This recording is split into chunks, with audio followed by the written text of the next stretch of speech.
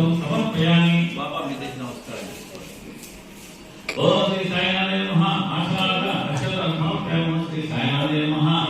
ఈ కేవి తొలగండి.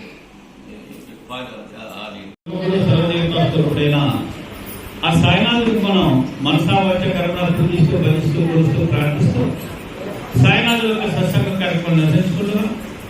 మనము విజయదశమి పర్వదిన సందర్భంగా శరన్నవరాత్రులలో 9 రోజుల పాటు మన మందిరం తరఫున ప్రతిరోజు ఒక్కొక్క భక్తుని గృహం నందు బాబా యొక్క సత్సంగ కార్యక్రమాలు నిర్వహించుకుంటున్నాం. అందులో భాగంగా ఈరోజు మనం ఏలూరి శ్రీనివాసరావు గారితో ఈ యొక్క సత్సంగ కార్యక్రమాన్ని ఏర్పాటు చేస్తున్నాం.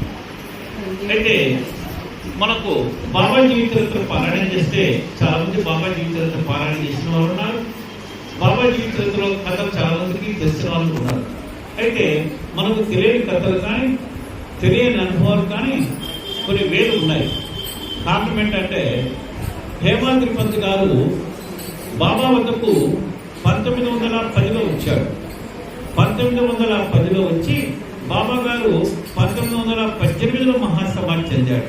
అంటే హేమాద్రి పంత్ అంటే బాబా పుస్తకము రాసిన హేమాద్రి పంత్ గారు బాబా వద్ద కేవలం 8 సంవత్సరాలు మాత్రమే ఉన్నాడు. ఆ 8 సంవత్సరాలలో భక్తులు చెప్పిన కొన్ని లీలలు, అదేవిధంగా బాబా చెప్పిన కొన్ని కథలు, వారు చూసిన కొన్ని లీలలను టూకీగా బాబా లీలలు రాసిన పుస్తకమే మనం చదివేది సాయిబాబా జీవించారు. అంటే బాబా గారు జీవించింది 60 సంవత్సరాలు. ఎక్కడ ద్వారకామయ్యలో షిరిడీలో బాబా గారు ఉన్నది 60 సంవత్సరాలు. 60 సంవత్సరాలలో కేవలం హేమాద్రి పంత్ గారు 8 సంవత్సరాలు చూసిన కొన్ని లీలలు మాత్రమే రాశారు. అంటే 52 సంవత్సరాలలో అనేక లీలలు జరిగాయి. అనేక మంది మహాత్ములు బాబా దగ్గరికి వచ్చారు.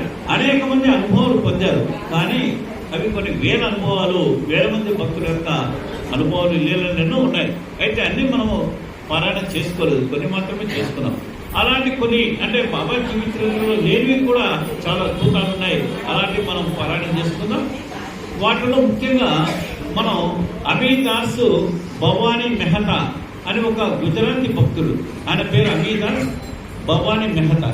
ఈయన పేరు మీరు బాబా జీవిత పుస్తకంలో కూడా ఉంది, వినుంటారు. ఉపోద్ఘాతంలో అమీదాస్ భవానీ మెహతా లాంటి భక్తులు బాబా యొక్క జీవిత చరిత్ర, బాబా లీలను వ్రాసిన తర్వాత నాలాంటి వారు మరలా బాబా జీవిత చరిత్ర వ్రాయాలా అని హేమాద్రి పంత్ ఉపోద్ఘాతంలో రాసుకోవడం జరిగింది.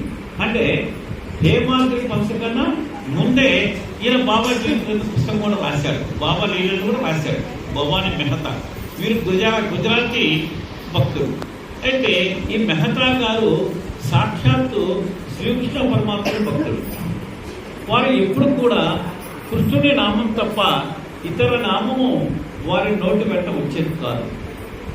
వారు ఎప్పుడు కూడా హరే రామ హరే కృష్ణ అనుకుంటూ ద్వారకాధీశ ఓ శ్రీకృష్ణ పరమాత్మ అని సాక్షాత్తు ఆ యొక్క కృష్ణ పరమాత్మను ధ్యానిస్తూ, కృష్ణ పరమాత్మను పూజిస్తూ, కృష్ణ పరమాత్మ లీలలలో ఉండేవాడు. ఆ విధంగా వారు వారి గృహంలో కృష్ణ పరమాత్మ యొక్క పటం ఉంటే ఆ కృష్ణ పరమాత్మని ద్వారకాధీశ అని చెప్పి సర్వకాల సర్వాస్తులందుకు కూడా ఆ కృష్ణ పరమాత్మను చూస్తూ వాటిలో లీనమైపోయేవారు. అయితే కొన్ని రోజుల తర్వాత ఏం జరిగింది అంటే ఆ శ్రీకృష్ణ పరమాత్మలో షిరిడీ సాయినాథుడు దర్శనమిస్తాడు. వారు ఎన్నిసార్లు ప్రయత్నించినప్పుడు కూడా అది కల కాదు, అదేవిధంగా ఊహ కాదు, సాక్షాత్తు ఆ యొక్క శ్రీకృష్ణ పరమాత్మ యొక్క ఆ పటంలో సాక్షాత్తు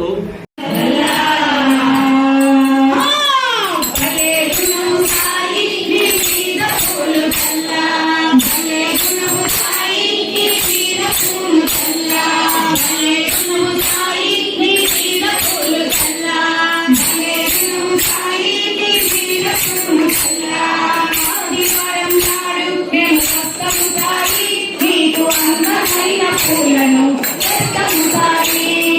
ఆదివారం నాడు నీకు అందమైన పూలను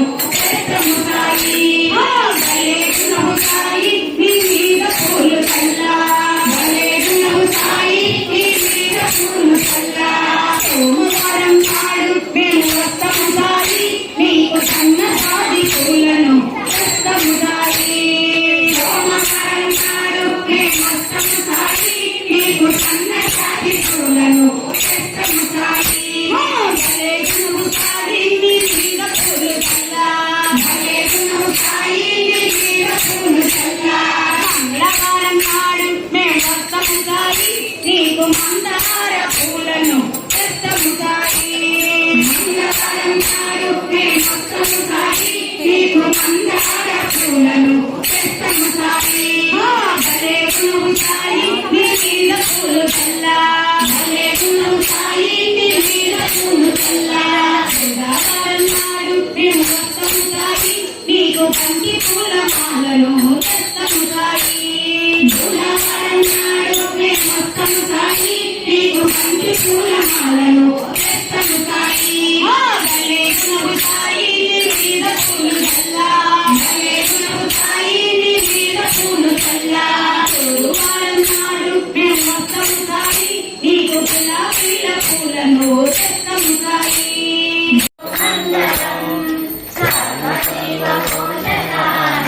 మంగళం